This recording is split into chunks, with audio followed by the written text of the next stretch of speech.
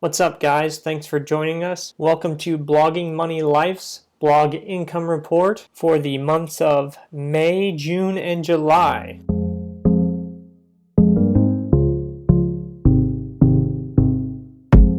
For those of you who don't know us, my wife Jasmine and I moved to Costa Rica in August of 2021. Jazz is a longtime blogger with over 11 years of experience. She has a pretty big blog she runs called Miss Millennia Magazine, and when we moved to Costa Rica last year, we started this blog together. For those of you who follow us regularly, you know that I put out this blog income report once a month. It's something I committed to doing for an entire year. I wanted to document our first year of blogging. For the past 3 months, Jazz and I have been absent from the blog world and YouTube. Well, we had a baby in April, so we have just been taking the time to enjoy being parents for the first time. Without any further ado, let's get into it.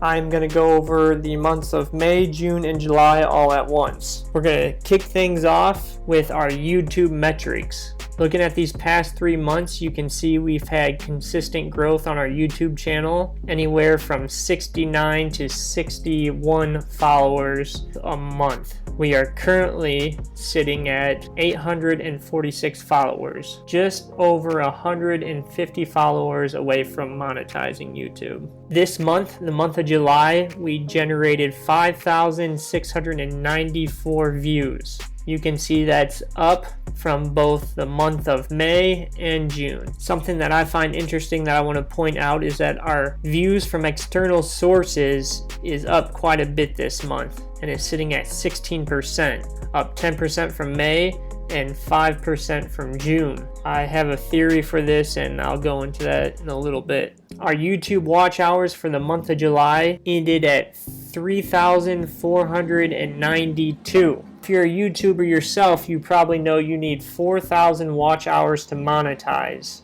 If we stay the course, we will probably have our 4,000 hours within about a month and a half. As you can see here, this month we earned just under 500 watch hours. This number is up from June and on par with what we did in May. I expect to do that again in August. I mentioned earlier that Jazz and I took a break for the past few months, but we were still able to put out 2 videos in the month of July, 1 video in June, and May we put out 3 videos, which were videos we had pre-recorded, already scheduled, ready to go out without us having to do anything about it. And here you'll see the age of our channel. We have been doing YouTube for 17 months.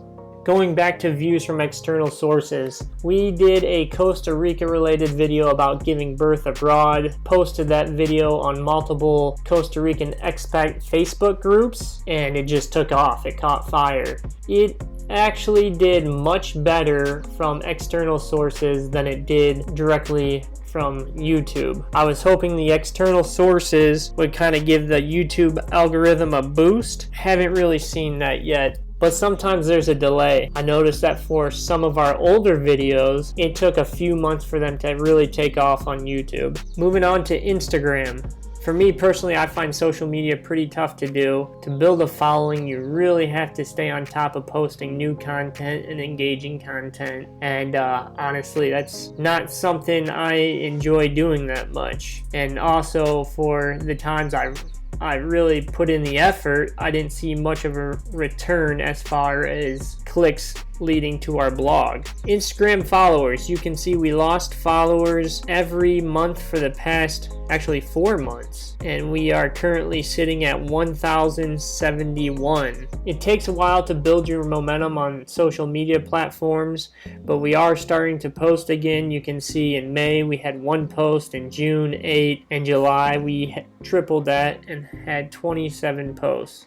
Over the past few months, I realized that profile visits are directly correlated with how many times we post. As you can see here, the more we post, the more profile visits we get. Now, for most people, it's probably common sense, but it's nice to see the data reinforcing this. Here you can see the more times you post, the more clicks we actually get back to our website. And there's also a direct correlation with content interactions. And your impressions multiply exponentially with the number of times you post. Link in bio is a tool that's linked to our Instagram. It helps drive traffic back to our website. You can see here over the past month we drove just over 30 clicks to our website through link in bio. And we have a click-through rate of 34%, which means a third of the people who view our link in bio will actually visit our website. 34% is an excellent click-through rate, which leads me to believe that if we post more on Instagram, we will see more traffic to our website. Facebook's always a slow grind, but unlike Instagram, the followers on Facebook are typically pretty loyal. So what do I mean by that? Well, just take a look at our followers and likes. You can see here that our followers have consistently increased since December, and we are now sitting at 82 in July. And for Instagram, if you're not posting new content or posting the type of content that your audience wants, they will unfollow you. In May, we posted twice on Facebook, June 11 times, and July 27. Again, you can see our activity slowly ramping up from May to July. There is a reason for that. That is something I will get into towards the end of this section. Pinterest is a social media I really don't talk much about. I personally don't have experience with Pinterest. Jazz has driven a lot of traffic to her blog, Miss Millennium Magazine, from Pinterest, so I think it's an important tool, something we are going to start exploring more. I know that's something I say every month, but this month we have actually created and posted 50 pins, which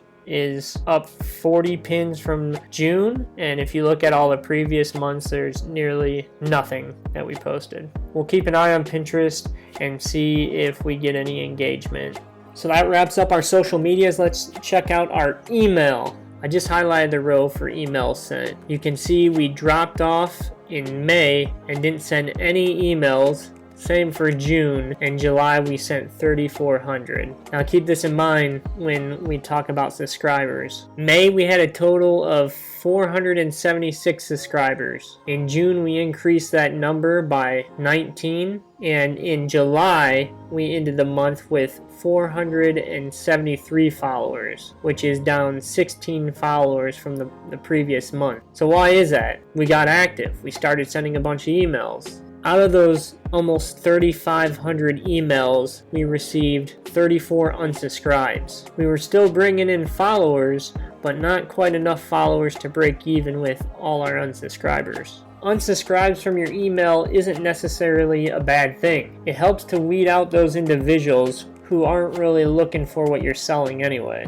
and it leaves you with a more accurate list. Average open rate. Nearly 1/3 of the emails we sent out in July were opened. Out of those open emails, 1% of subscribers clicked links, which translated to 30 potential leads to whatever we were marketing in those individual emails. And ladies and gentlemen, we received our first spam alert. Out of the 12 months we've been doing this, we have never been marked as spam. I was always wondering when it was going to happen. This pretty much does it for our metrics related to our email list. Let's move on to website traffic. We are going into our 12th month of blogging with Blogging Money Life. So far we have published 58 articles. This month we published 2 articles, which is down from 6 in June and 3 in May. SEMrush has reported that we are now ranking for 591 keywords in the United States. This is up almost 50 keywords from the previous month. Our SEMrush authority score is at 22, down from 38 in May. If you look across this row, you can see that we've consistently been at 22 pretty much all year. I'm not sure what the spike was related to in May, but for some reason we were ranking 38. We have 297 outside domains referring users to us. That number is down 10 from June. Because we lost a few referring domains, we also lost a few referring backlinks. Moz domain authority is sitting at 14, which is up 4 points from May. Google Search Console is reporting a record number of impressions this month, 71,000, generating a total of 708 clicks to our website. That's a click-through rate of 1%. Not bad, coming from Google, especially when we have less than 3 pieces of content on the first page. Speaking of where our content appears, our average search position is 51, which means on average we show up on page 5 of a Google search. Users who visit our website stick around for an average duration of 1 minute and 30 seconds. That number is slowly ticking up, which tells me that we have at least a few pieces of good content that people are sticking around to read. Bounce rate is about 85%, which is typical for a website like ours. Most people find us through a Google search. They're looking for something specific. After they found what they want, they leave. Now, if you want to lower your bounce rate, one of the tricks you could do is to add internal links in your own content.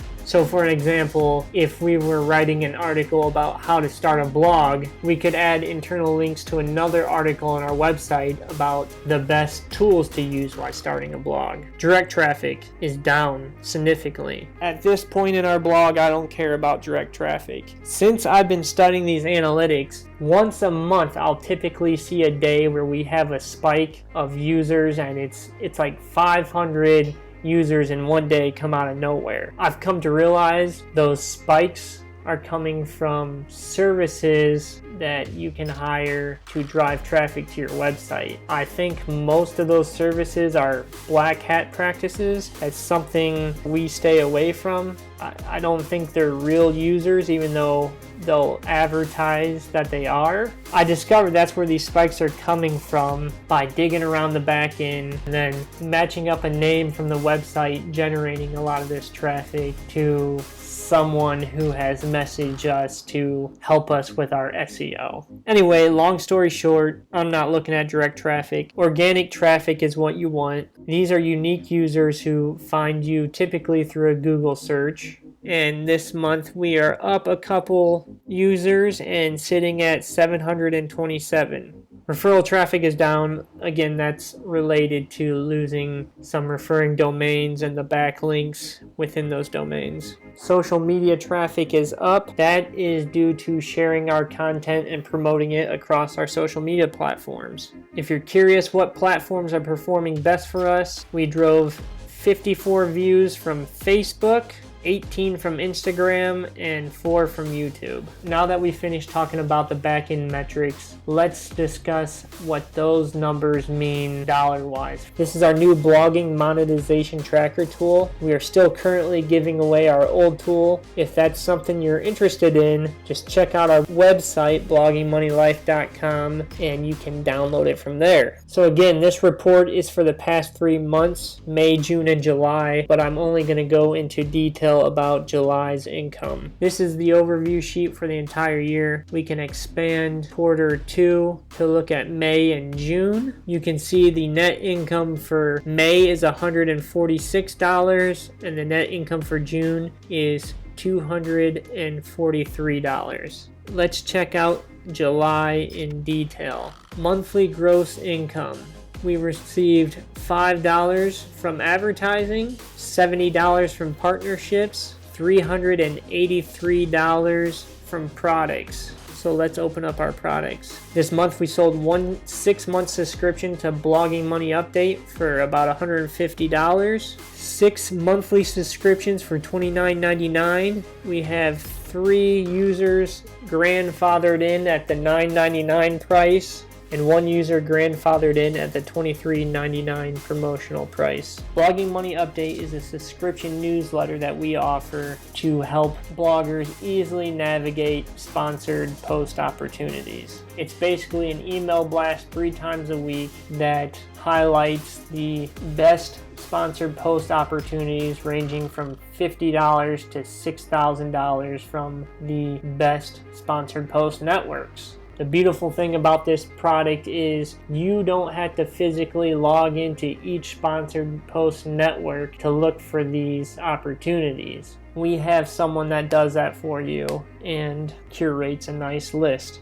If that's something you're interested in signing up for, you can check it out on our website. Going back to our profit and loss summary, let's open that up. You'll notice here that we don't have any expenses. Since Blogging Money Life is not yet profitable, we operate under the umbrella of a larger blog called Miss Millennium Magazine. They take care of all our expenses. So what expenses do blogs and YouTube channels have? Well, here is a list of the tools, services, and products that we currently use. We also have personnel expenses. After having baby Luca, Jazz and I realized raising a kid, managing a house, taking care of our personal lives, and running a blog is not something we want to do on our own. So in May, we hired an operations manager. They are a salaried employee making $500 a month, who we meet with a couple times a week. She helps us create systems, write processes, and build schedules, as well as does some business consultings. We also hired a blog manager. She manages the day-to-day of the blog, and she also works as our lead editor. Her monthly salary is $800 a month. When we were discussing our social media metrics, there was a small uptick across the board. That is because we hired a social media manager who is also our graphic designer. Our social media manager is responsible for creating the promotional content for social media, as well as managing and growing our social media platforms. Again, they make $500 a month plus performance bonuses. And that's it for our personnel expenses. All in all, we have just over $1,800 of expenses, which is covered by its partner blog, Miss Millennium Magazine. Thank you so much for joining me. I hope you got something out of this. Again, I committed to doing this for a year. We have reached that year point. I'm thinking about moving to a quarterly report. Let me know what you think. Let me know if you have any questions or comments. Leave them below. Thanks again so much for joining us. We'll see you next time.